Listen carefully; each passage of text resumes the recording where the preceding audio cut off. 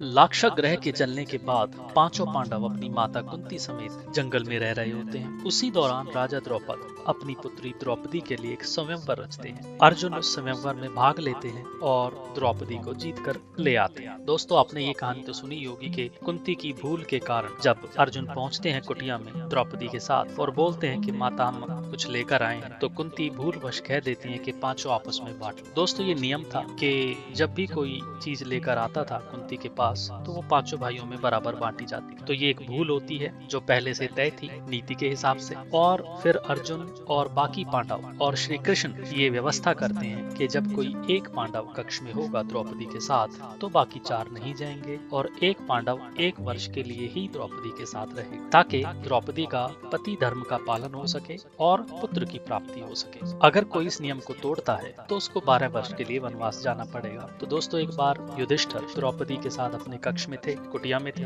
तभी एक चरवाहा अर्जुन के पास आकर पुकार करता है कि उसकी गायों को किसी राक्षस ने पकड़ लिया है, उठा लिया है और उसकी रक्षा करें। अब अर्जुन क्योंकि क्षत्रिय थे तो उनके पास कोई मदद के लिए आया तो उनको मदद करनी थी, लेकिन संयोगवश उनका धनुष उसी कक्ष में था जिसमें द्रौपदी और युधिष्ठिर थे। अर्जुन ने परवाह नहीं की और अपना धनुष उठाकर लाते हैं और उस चरवाहे की गायों की रक्षा करते हैं। फलस्वरूप उनको 12 वर्ष के लिए वनवास जाना पड़ता है, जिसे वो खुशी खुशी स्वीकार कर लेते हैं। अब जब अर्जुन वनवास में जाते हैं अकेले अलग, तो उनके 3 विवाह और होते हैं। इसका वर्णन मिलता है आदि पर्व में महाभारत के। दोस्तों, सबसे पहले उलूपी से अर्जुन का विवाह होता है जो नागराज कौरव्य की पुत्री थी, जो कि पाताल लोक के राजा थे। अर्जुन जब नहा रहे होते हैं नदी में तो उलूपी उनको देखकर मोहित हो जाती है और उनका पैर पकड़कर उनको खींचकर पाताल लोक में ले जाती है, अपने पिता के सामने प्रस्तुत करती है और शादी करने का प्रस्ताव रखती है और कहती है कि अगर अर्जुन ने मना किया तो वो अपने प्राण त्याग दे। इसके बाद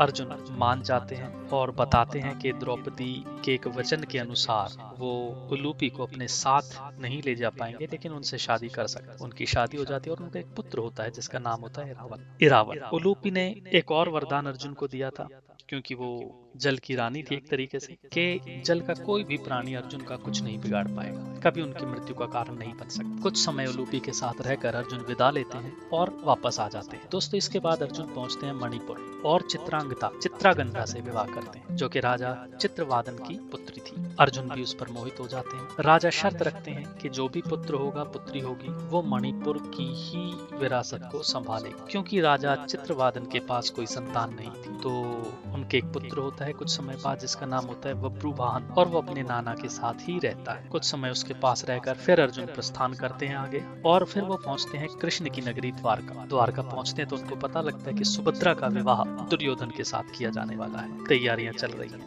लेकिन सुभद्रा अर्जुन को बचपन से चाहती थी और कृष्ण भी यही चाहते थे मन में कि अर्जुन के साथ ही सुभद्रा का विवाह हो, क्योंकि दुर्योधन बुरी प्रवृत्ति का व्यक्ति था। अर्जुन को कृष्ण भगवान समझाते हैं, एक उनको योजना बताते हैं कि वो सुभद्रा को रथ से जब वो जा रही हो तो उसका हरण कर ले जाएं, अपने साथ भगा कर ले जाएं। तो कृष्ण भगवान के कहने पर अर्जुन सुभद्रा का हरण कर लेते हैं और दुर्योधन के साथ उसका विवाह नहीं हो पाता। तो अर्जुन का जो प्रेम विवाह होता है वो सुभद्रा के साथ ही होता है और बलराम इस बात पर हालांकि बहुत गुस्सा होते हैं, लेकिन कृष्ण उन्हें समझा देते हैं और वो मान जाते हैं। बाद में उनका पुत्र एक अभिमन्यु पैदा होता है। दोस्तों, इस प्रकार अर्जुन के 4 विवाह होते हैं। ये कथा थी अर्जुन के उनके 4 विवाह किस किस प्रकार हुए और किन के साथ हुए। दोस्तों, ये कहानी यहीं तक थी महाभारत की। आपको कैसी लगी कमेंट करके जरूर बताइए। धन्यवाद।